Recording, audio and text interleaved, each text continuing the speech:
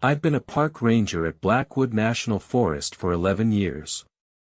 I thought I'd seen everything: lost hikers, bear encounters, even a mountain lion stalking a family near the trailhead. But nothing prepared me for what started happening 3 months ago. It began with the complaints. Campers at Site 14, deep in the backcountry, kept reporting strange sounds at night. Not animal sounds. They described it as wood creaking, like an old house settling, except it came from everywhere at once. One couple said it sounded like the trees were breathing. I didn't think much of it. Forests make weird noises. Wind through canopy gaps, branches rubbing together, ice expansion in early spring. I had logical explanations for all of it. Then in March, a solo hiker named David Chen went missing on the Ridgeline Trail. We found his campsite intact, tent up, food hung properly, gear organized. His boots were still inside the tent. His phone was recording when we found it. The last 40 minutes of audio was nothing but that creaking sound, getting louder and louder, until it stopped abruptly. Then silence. No birds. No insects. No wind. David was never found. I started doing night patrols after that. The first few were uneventful. Then on April 3rd, I saw it. I was walking the perimeter of the restricted zone near Harlow Creek when my flashlight caught something wrong. A birch tree, maybe 30 feet tall, was in a different position than where I'd mapped it that morning. I know that sounds insane. Trees don't move. But I had GPS coordinates from my morning survey, and this tree was 12 feet from where it should have been. I told myself I'd made an error. Logged the wrong coordinates. Happens to everyone. The next morning, the tree was back where it belonged. I set up trail cameras. 14 of them, spread across a grid pattern in the area where David disappeared. Battery-powered, motion-activated, infrared capability for night recording. The footage from the first night showed nothing unusual until 2:47 a.m. Then, over the course of 3 hours, every tree in the frame shifted position. Not dramatically, inches at a time. The motion was so slow the cameras barely detected it. But when I compared the 2:47 a.m. frame to the 5:47 a.m. frame, the entire tree line had rearranged itself. I showed the footage to my supervisor, Rachel. She watched it twice without speaking. Then she told me to delete it and never mention it to anyone.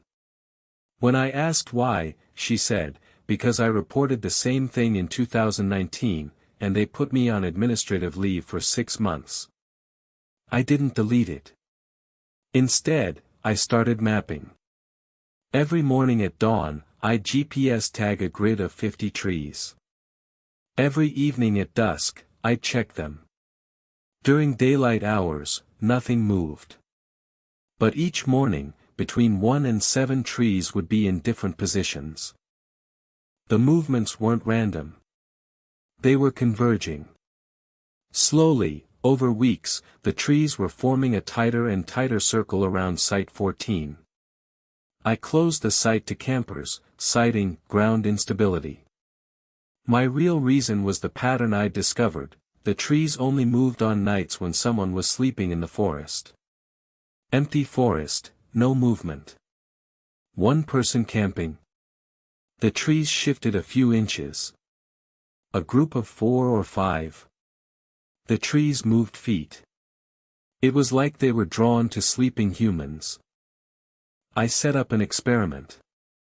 I placed a thermal mannequin at Site 14, the kind search and rescue teams use, battery heated to 98.6 degrees.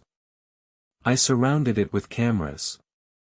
At 3:12 a.m., the trees began to move. Not inches this time. Feet. The circle tightened rapidly. By 4 a.m., what had been a 30-foot clearing was barely 10 feet across. The trees pressed inward, roots churning through soil like slow-motion waves. At 4:23 a.m., the thermal mannequin's signal disappeared. When I checked the site at dawn, the mannequin was gone. No trace. The clearing had returned to its original size. I found one thing, a small piece of the mannequin's fabric, woven into the bark of the nearest tree. Not placed there. Woven in. Like the tree had grown around it. I went to the forest records. Blackwood has had 47 unsolved disappearances since 1983. Every single one occurred at night. Every single one was at a campsite.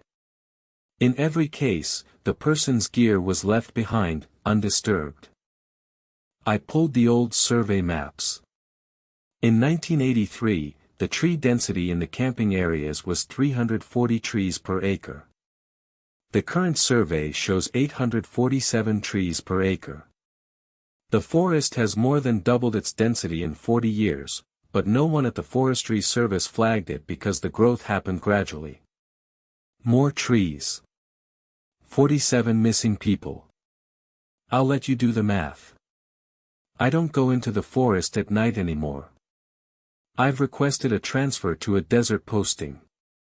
My application has been pending for 2 months. Last week, I noticed something outside my ranger cabin. The tree line is closer than it used to be. I measured. The nearest tree is now 14 feet from my bedroom window. Last month it was 23. I sleep with the lights on now. I don't know if that helps, but I've noticed the trees only seem to move when it's completely dark. If you're planning a camping trip to Blackwood National Forest, I can't officially tell you not to come. But I can tell you this: sleep in your car. Lock the doors. Keep the dome light on. And if you hear the trees breathing, don't close your eyes.